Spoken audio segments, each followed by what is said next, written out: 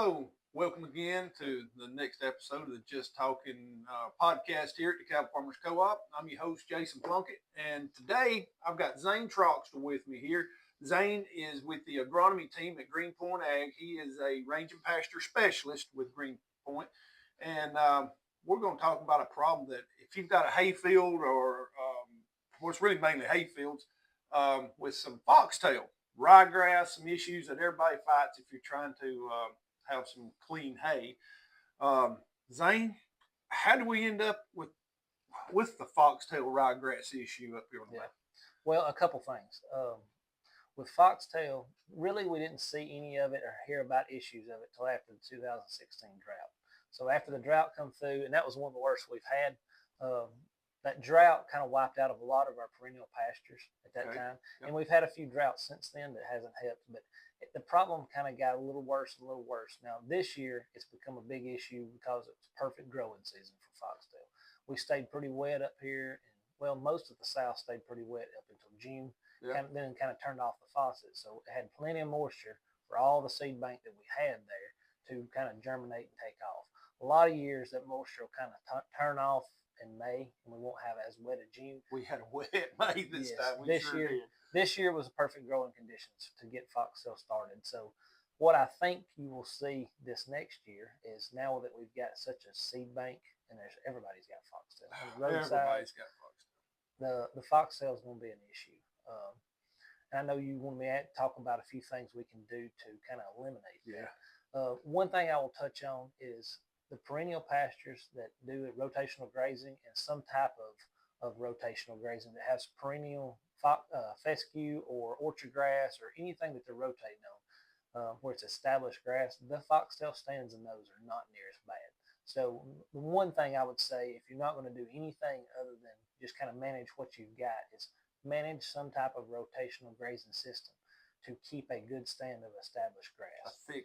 A thick sod out there Yes, to shade out yes.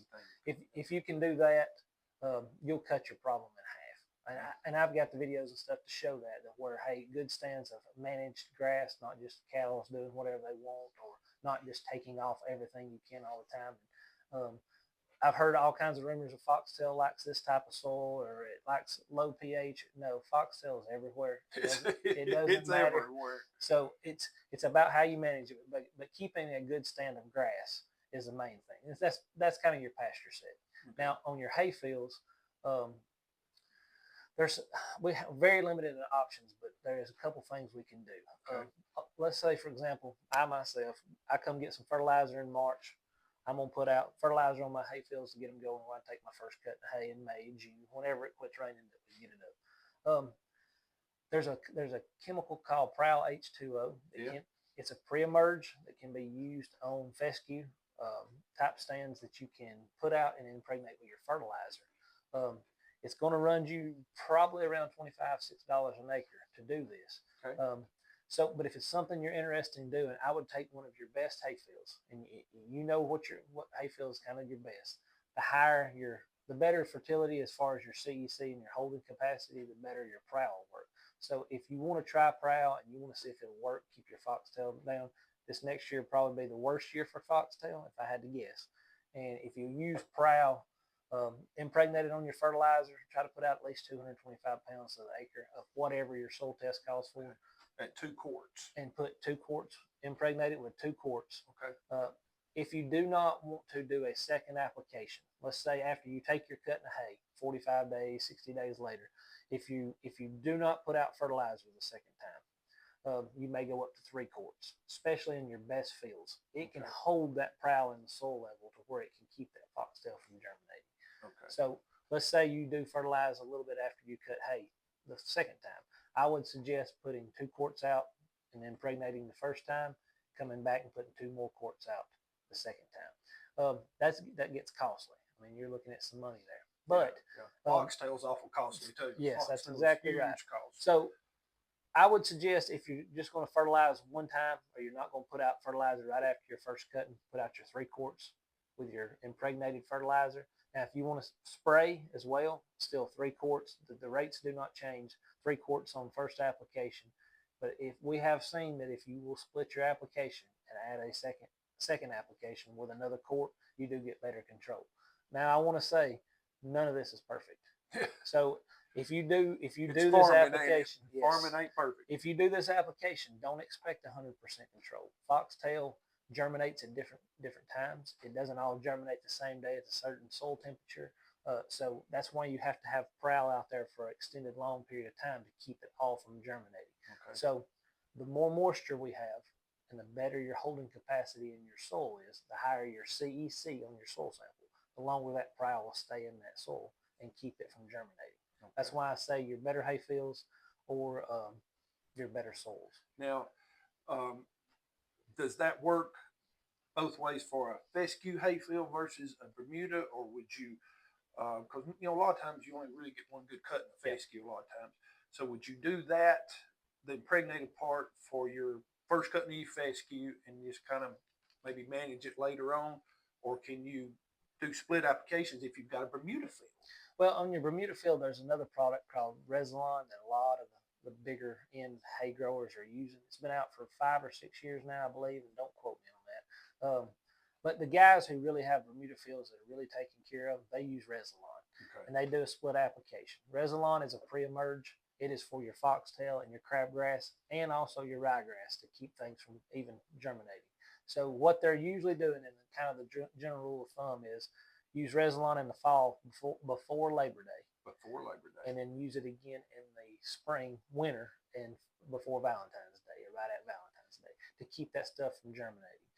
Resilon, if you do a split application, you don't want to do more than 5 ounces per year. So most of the time I'd tell people to do 2 and 2 or 2 and 3 or something like that.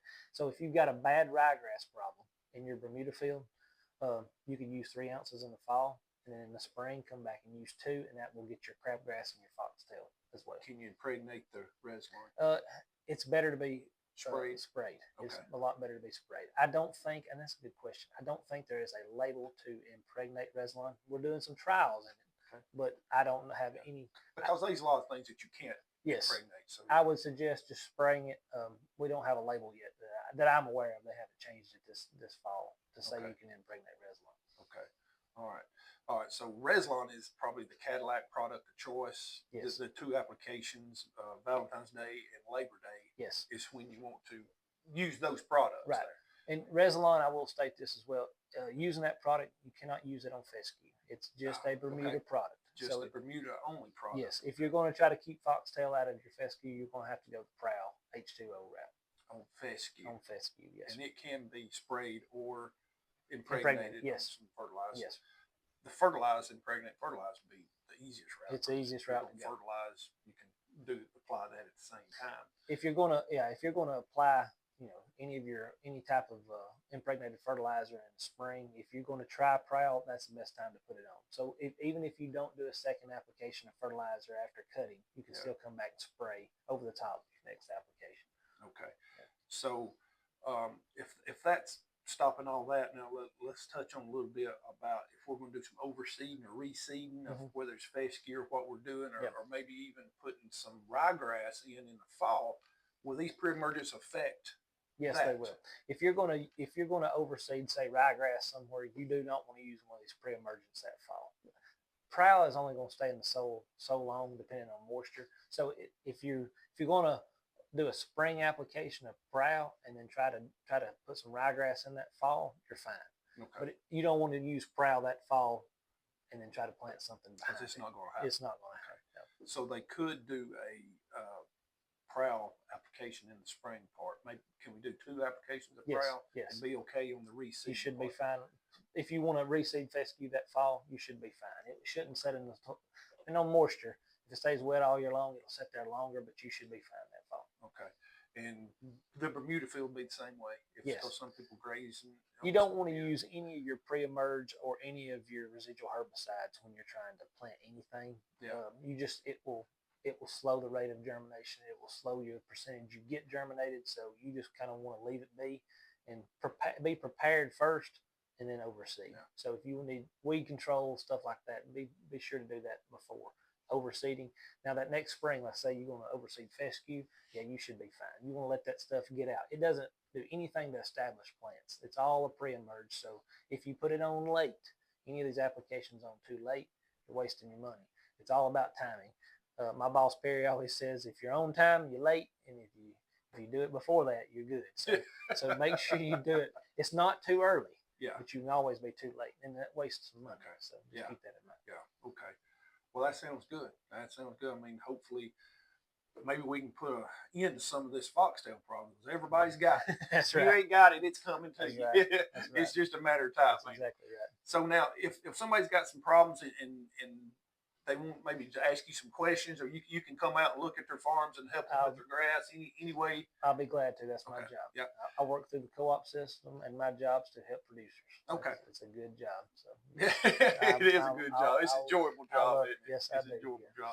So if you need some help or you got some more questions, you can holler at us here at any one of these 3 stores, and we can get in touch with Zane, and we can get him out there to help you. And if it's some summer annual help with some sorghums and stuff like that, yes, you know all about all that too. So we can help you anyway here at the co-op, and we'll be more than glad to do that. And I know Zane will be too. So. Oh, yeah, appreciate your time. I think that's all we got for today. And if we can help you, just please come see us at the co-op. Thank you. Thank you.